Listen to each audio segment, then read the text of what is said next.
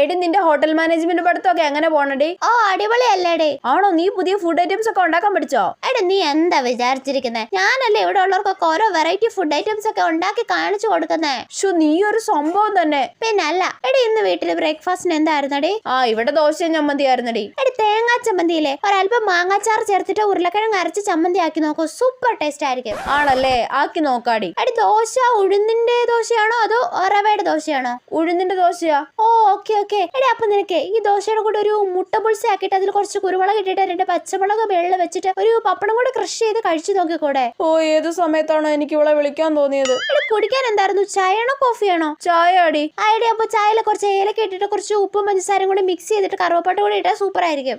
ഉപ്പും പഞ്ചസാരയോ? ഇവക്ക് hotel management പഠിച്ച് പ്രാന്തായെന്ന് തോന്നുന്നു. ഐഡിയ. ഉച്ചക്ക് എന്താ കഴിക്കാൻ? ഉച്ചയ്ക്ക് ഒന്നും കഴിക്കാനില്ല, പട്ടിണിയാണെന്ന് പറയാതാ നല്ലത്. ഇല്ലെങ്കിൽ ഇവൾ ഓരോ പരീക്ഷണം നടത്താൻ പറയും.